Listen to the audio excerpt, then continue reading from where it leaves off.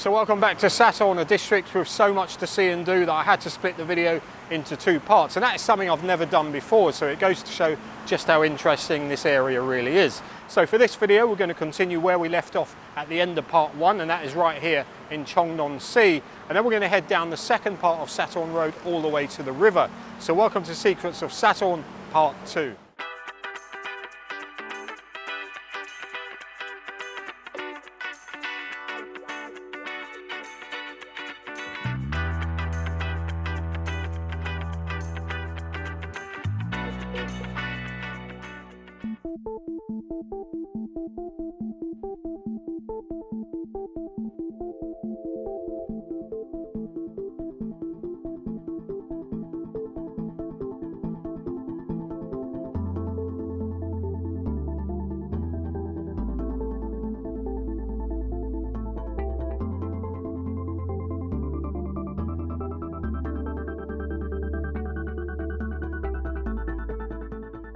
They hailed it as some kind of environmental miracle, an oasis, a green space, a pocket park, somewhere people could come, read a good book, get a bit of peace and quiet, based on a Korean model where they revitalised canals in the middle of cities. But revitalising a canal means cleaning the water, and that certainly didn't happen around here.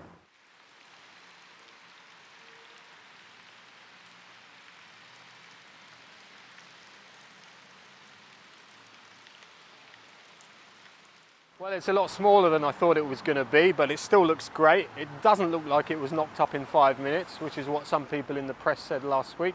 There's not many people around. There's a guy with a beard shooting a video, and it's free to get in, which is great. God forbid they would charge to get in here. Never mind charge foreigners double.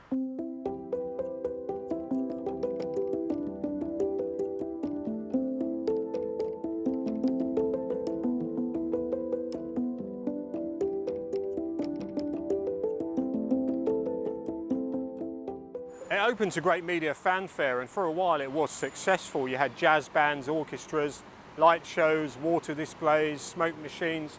People would come and sit here into the evenings. But once the selfie takers and the Instagrammers stopped coming, it was no longer flavour of the month, and it just died on its arse. So in a way, you can blame social media.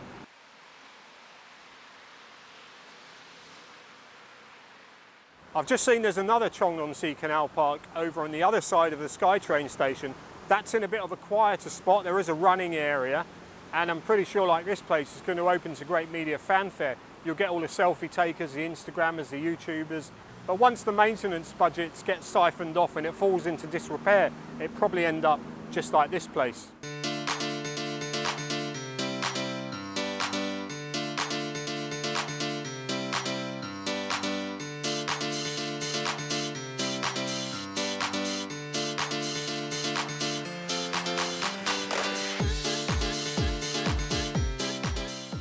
We're going to take a quick look at the BRT now, and you've probably seen it on the map of the SkyTrain and thought to yourself, what is that? Is it a plane? Is it a train? Is it a tram? Well, no, it's actually just a bus.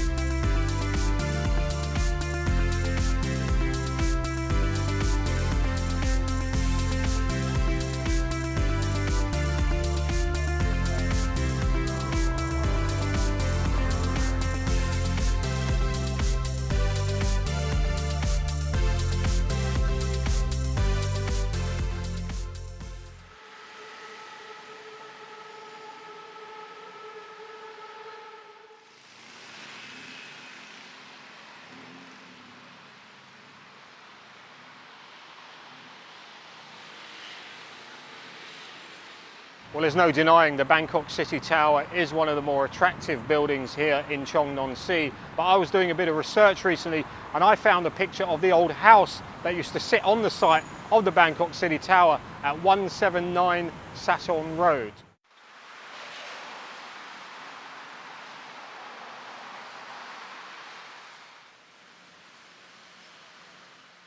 Sathorn Soi 12 has quite a few restaurants in it, and I thought as we're in the area I will show you some. Even though I'm not really a food guy, I don't review restaurants, nor do I eat on camera. I think I have done twice in all the time I've been doing YouTube.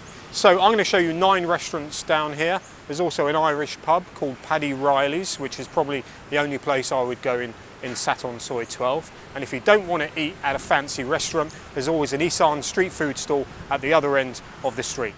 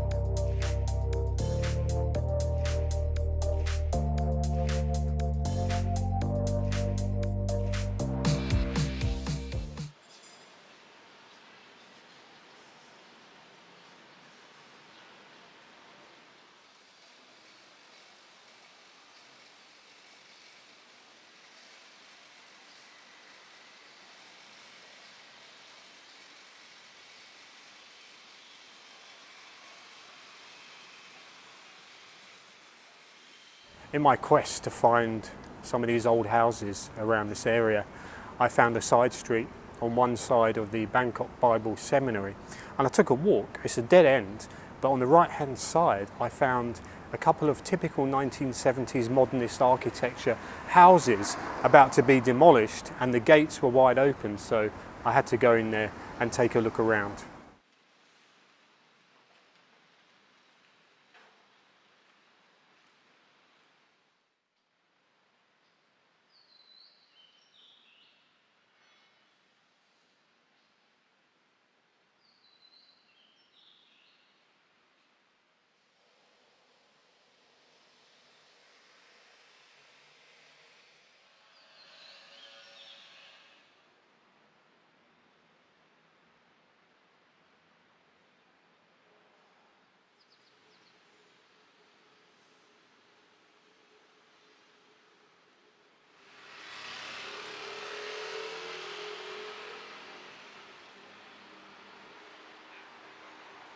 At the other end of Sathorn Soi 12, it turns around into Silom Soi 9, and this is a street with an interesting and macabre history.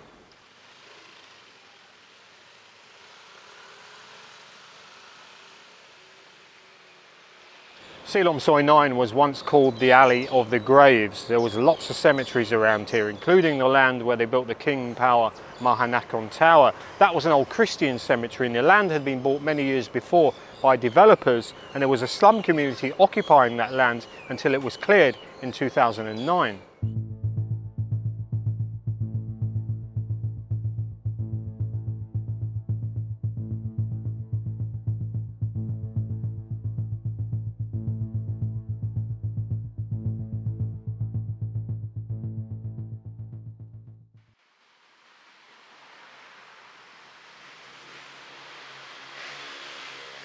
The corner of Silom Soi 9 was also once a Christian cemetery. It's now a temporary warehouse and a cement factory, and I'm pretty sure years down the line it will be developed into something a bit more permanent.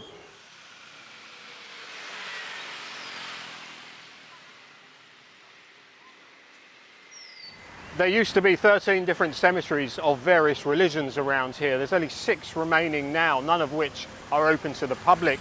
And about 3 years ago, when I was filming a video, I tried to bribe my way into one of the cemeteries. The lady at the gate got really annoyed, and she threatened to set the dog onto me if I didn't get the hell out of there.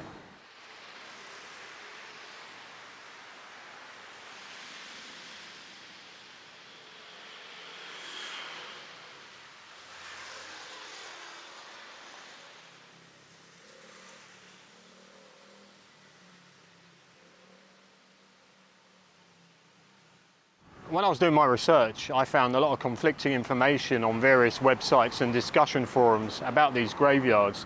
And one of the underlying assumptions was that these graveyards were exclusively reserved for the families of wealthy Thai Chinese to bury their relatives in. But what I found was something quite different to that.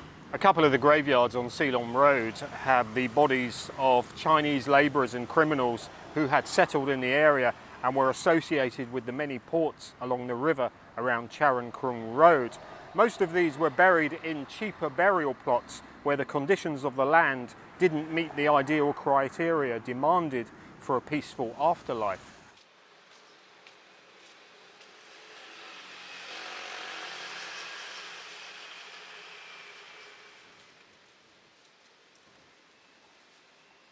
These were all active cemeteries until 1961. That was the year the City Council banned burials within the city due to overcrowding. Just across the road behind me is the Hokkien Cemetery. That was opened in 1894, and nowadays it's no surprise to hear that they're offering to pay families to move the graves elsewhere because this is prime real estate.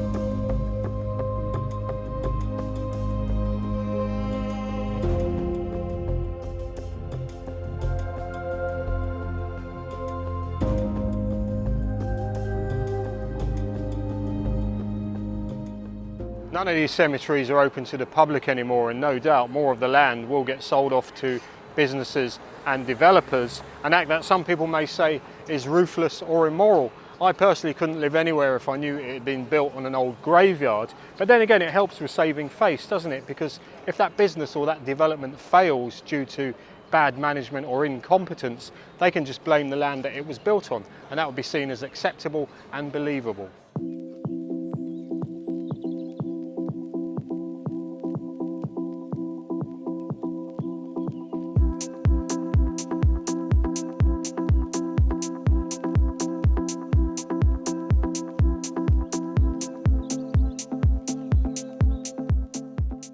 Another thing I remember in the old days was as a train went round the corner to Chong Nonsi station, you could see the sign for the Sathorn Inn, and someone in the comments on the first video last week said, "Is that still here?"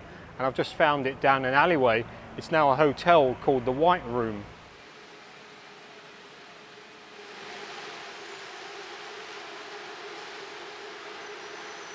So we're going to head down the second part of Sathorn Road now, and this is from Chong Nonsi through Surasak to Charoen Krung and then the river.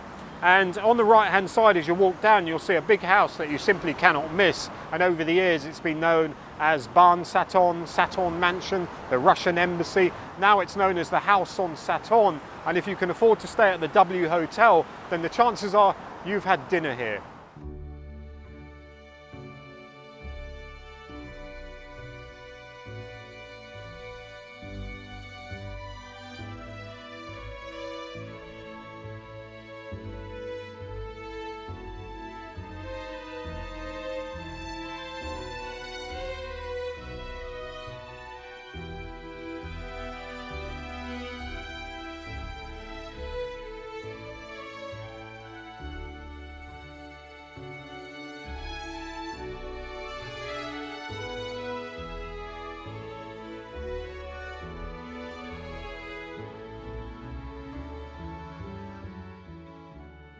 The Sathorn Mansion was built in 1888 by Luang Sathorn Ratchayut. He was the Chinese businessman who owned and developed the land around the Sathorn Canal.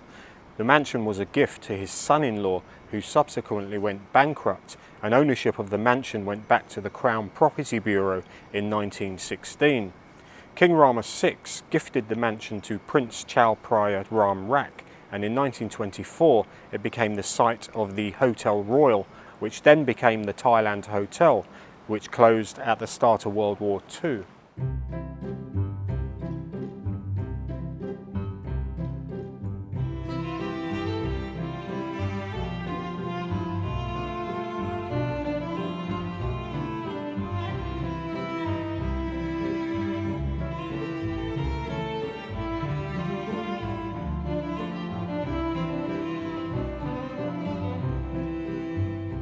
From 1947 until 1999 it served as the Russian embassy, and when the Russians moved out, the mansion was left in disrepair for about 10 years.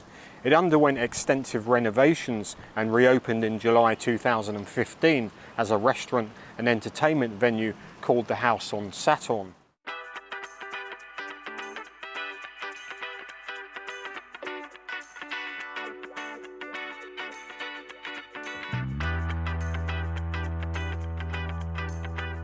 Nowadays the mansion sits in the shadows between the Sathorn Square office tower and the W Hotel, with the unmissable King Power Mahanakhon Tower right behind it. Luang Sathorn Ratchayut would be spinning in his grave.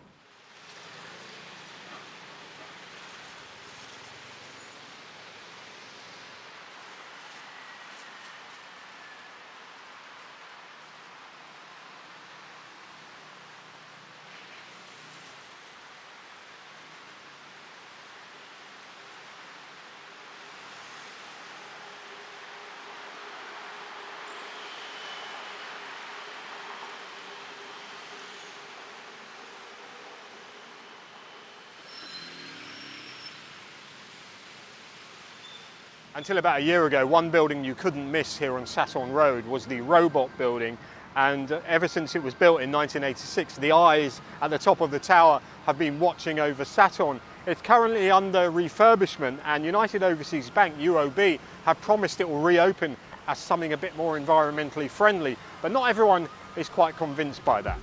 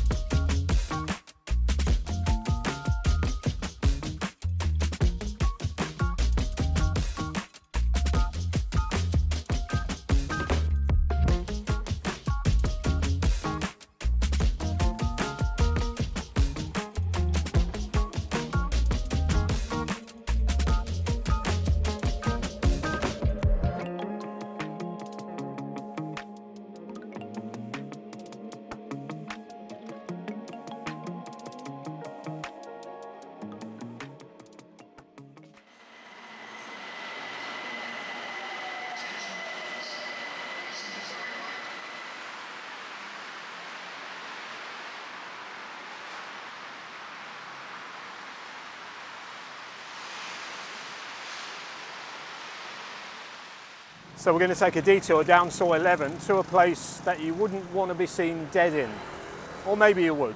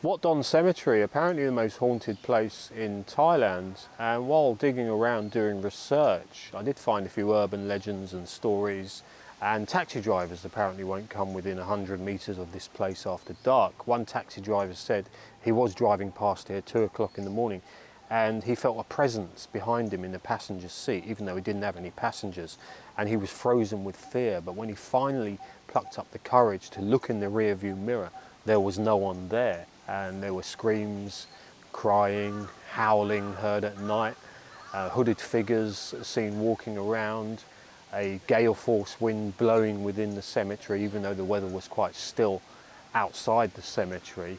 But those stories would be pretty commonplace for a place like this, surely, because everyone loves a good ghost story. The cemetery was founded in 1899 and held its first burial in 1900, and it was founded by the Chi Chao Association of Thailand, who were Christians. Now, according to Wikipedia, there are around 10,000 graves around me here, and that doesn't mean there are 10,000 corpses, not anymore anyway, because in the 1970s the city council brought in a law that you could no longer have burials within the city centre due to a lack of space. So they closed the cemetery for burials, and a lot of families removed the bodies of relatives and buried them elsewhere. But some were left deliberately because they were buried to comply with the rules of Feng Shui. So, for example, if a family had buried Grandad pointing south and that family became rich and successful, they would say it's because we buried Grandad pointing south, and if they removed the body and buried it elsewhere, then that could bring bad luck.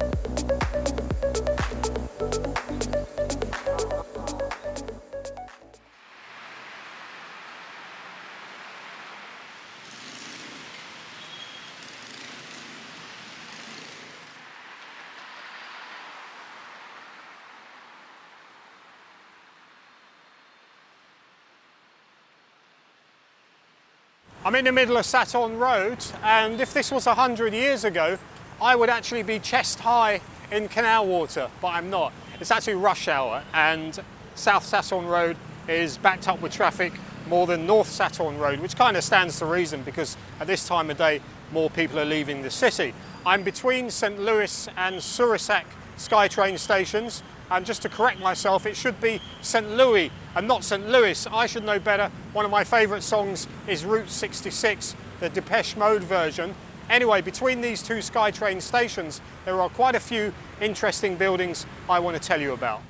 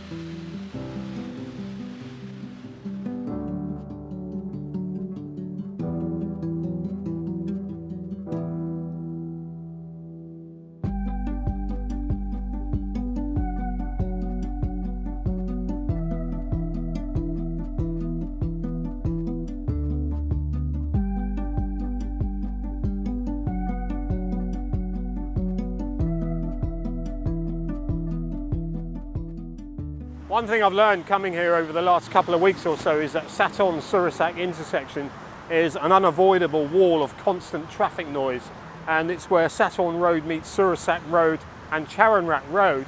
Now if you look at this old photo of the intersection from 1982, you'll see that there isn't really much recognisable today, apart from the canal of course, but there's one other building still standing from 42 years ago, and it's the building that you would least expect to be still here today.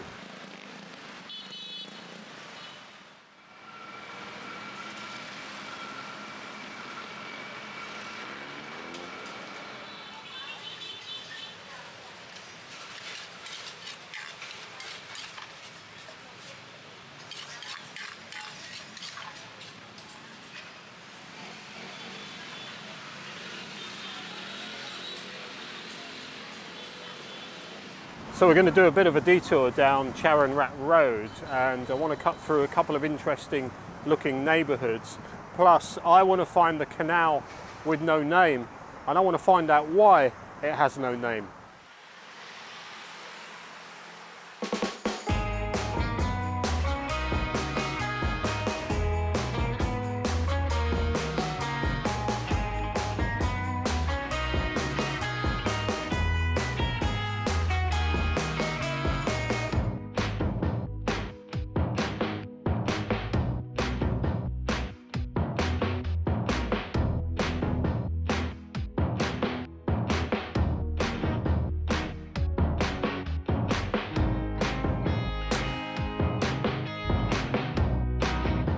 I'm bending down slightly because that is how I'm going to have to walk under this bridge. The canal goes under Charoen Road, and that's the only way to go to get to where we're going. So it's going to be a bit of a squeeze.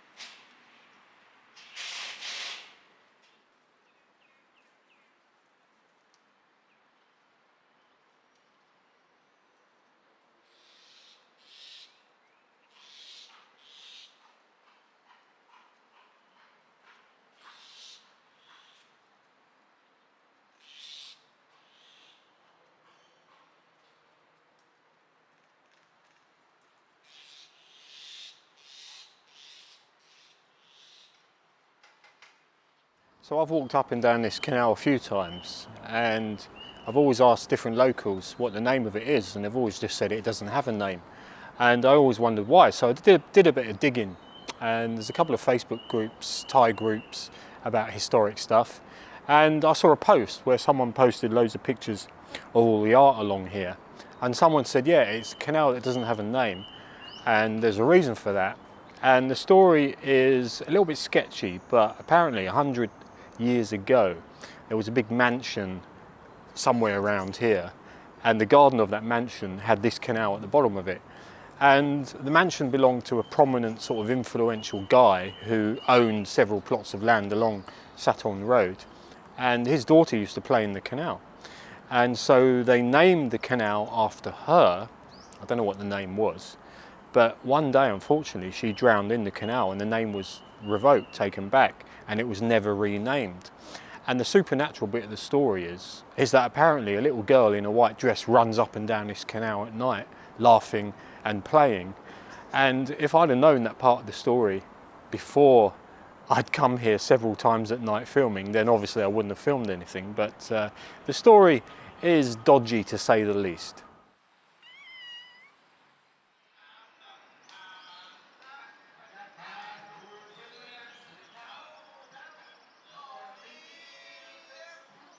About 4 years ago there was a project called Sathorn Canal Art, and it was a project revitalising canal towpaths, and this was one of them. So lots of different types of artists came down here, did various bits of street art, graffiti art pieces, murals, all that kind of thing.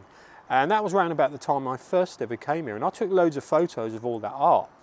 But I did take a picture of this big long piece by Big Del. He's one of the old-timer Thai graffiti artists. And it was so long, this piece, that I had to splice it together, as you can see in this picture. And I'm very glad to say it is still here. It's somewhat a little bit faded, but it's still going strong. So there we are. There's a bit of art for you to come and see along the canal with no name. But don't come here at night.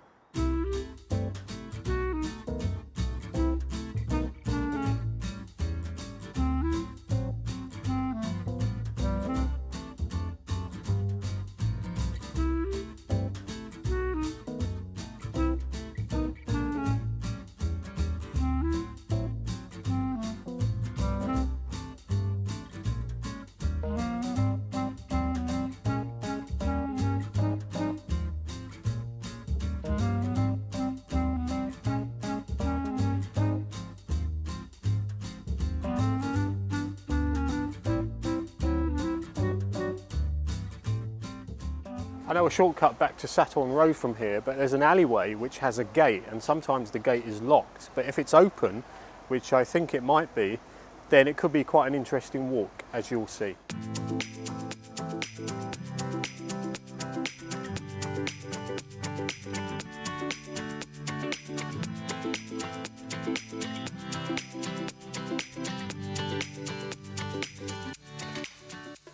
So we're going to cut through the Troc Barn Bep community, and this is a neighbourhood I've been to a couple of times in the past. And last time I was here, I was talking to a guy who gave me a bit of history on this community. He said they were established about 100 years ago. There are lots of communities like this around Sathorn Road at that time. Not many left actually. This one is one of the very few. And a lot of the old wooden houses are the originals, and they're still lived in. There's also lots of twists and turns through this neighbourhood, and if I remember correctly, we'll eventually end up at the end of an alley where there's a guy, and I get the impression he's a bit of a nuisance to his neighbours because he feeds lots of cats.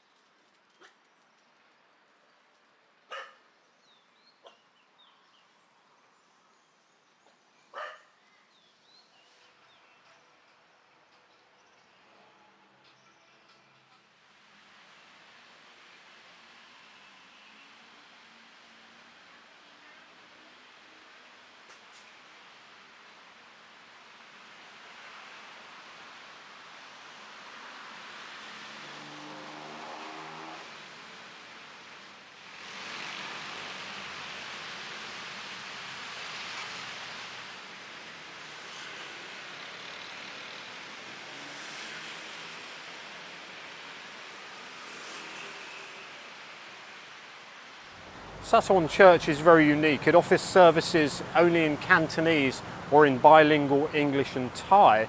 This is a legacy of the many Hong Kong Chinese that settled around this area in the early 20th century. It was set up in 1919 by American missionaries, and it was once a church by a peaceful canal, as you can see in this 1967 photo. Nowadays, it's right next to a noisy highway, which means they probably have to turn up the volume on the church organ.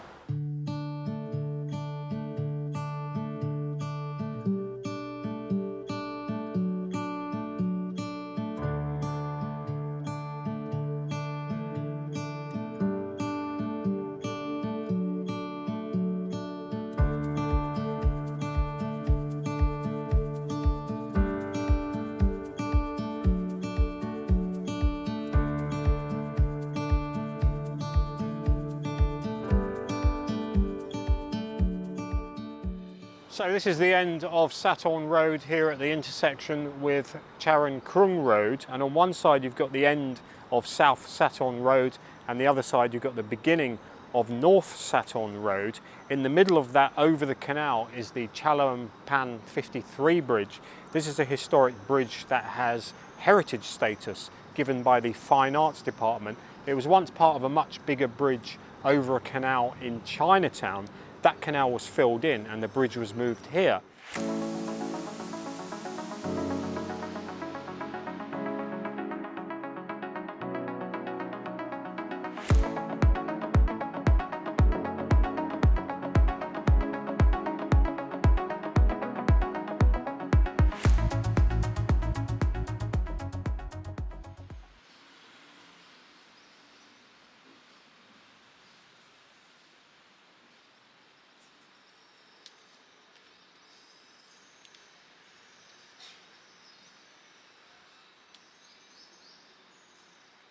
Well, if you do visit this part of Sathorn, you definitely can't miss the Sathorn Unique Tower, or the Ghost Tower as it's known, and it's now been 27 years since it was abandoned at the time of the Asian financial crisis in 1997, and I think it's high time it was demolished. Otherwise it's going to start crumbling, bits are going to fall off, someone could get hurt, and you can't go up there anyway, so I don't see the point.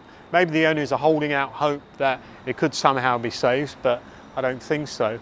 But as long as they're happy getting their advertising money every year from Apple, I think this building will stay here for at least another 27 years.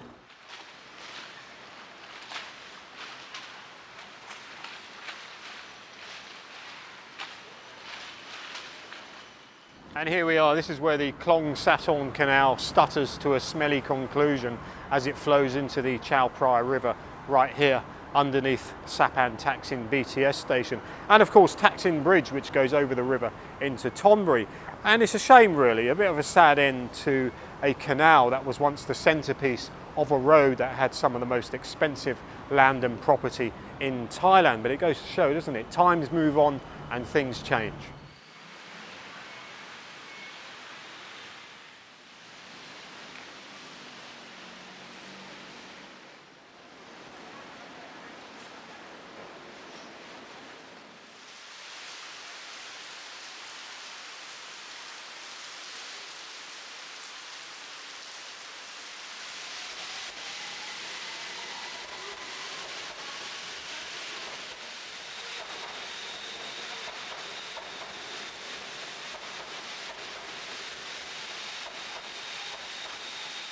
Well, that just about wraps up Secrets of Sathorn. It's taken me long enough to film this video and I must apologise for that.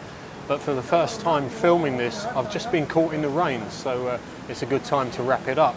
Hope you found it interesting, exciting, educational. Please do subscribe if you haven't already done so. If you want to support the channel, you can do so via the Buy Me a Coffee link on the screen, or you can join the channel and become a member. That just leaves me to say thanks for watching, and I'm off to get an umbrella. See you soon.